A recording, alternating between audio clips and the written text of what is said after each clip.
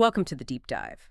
Today we're jumping straight in, looking at an online retailer that's been catching some eyes, Prime Amsterdam. They've got this really slick website, trendy spring fashion, it's quite high-end, and they make big claims, premium fabrics, excellent customer service. Exactly.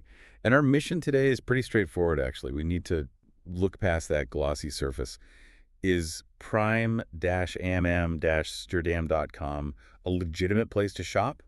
Or is it potentially, well, a fraud operation? We want to help you figure that out quickly, avoid the noise, and definitely avoid the risk. Okay, yeah, let's unpack that. Because the website itself, it looks professional, very convincing. They talk about making shopping fun, thinking along with you, promising quick answers. It feels legit.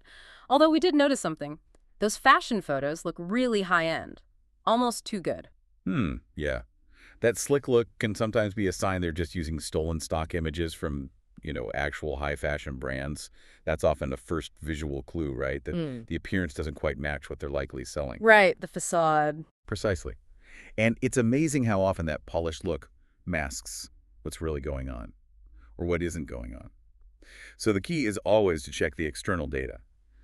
Stuff the site operators can't easily fake. Like trust scores. Yeah, exactly, like independent trust scores. While they're promising the moon, this external data tells a very, very different story here. Okay, and this is where it gets really stark, doesn't it? We checked scamadvisor.com, and the trust score, it's a 1.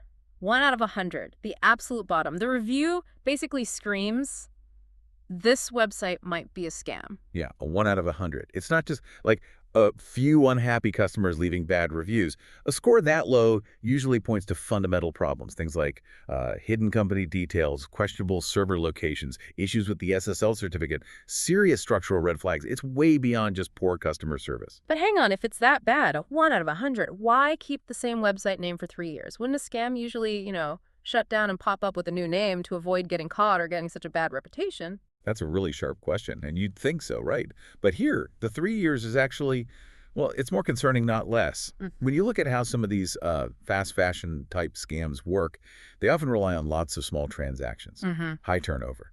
For them, the hassle of constantly setting up new domains might actually outweigh the profit they make from, individual buyers who maybe don't fight back too hard over a small loss. Ah, so the long lifespan isn't stability. No, not at all. In this specific case, with that terrible score, it signals they're just operating despite the warnings.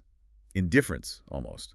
That history combined with the 1100 score, it's pretty damning about their intentions. Okay, that makes a disturbing amount of sense. So we've got the visual cues, the structural failure shown by the score, this weird 3-year history. Is there a final piece? The sort of nail in the coffin? Well, honestly, that 1100 score and the history, that's already enough for us to say stay away, definitely. But yes, there is one more layer. And it's probably the most critical warning sign you can get. It comes directly from law enforcement. Law enforcement. Yes.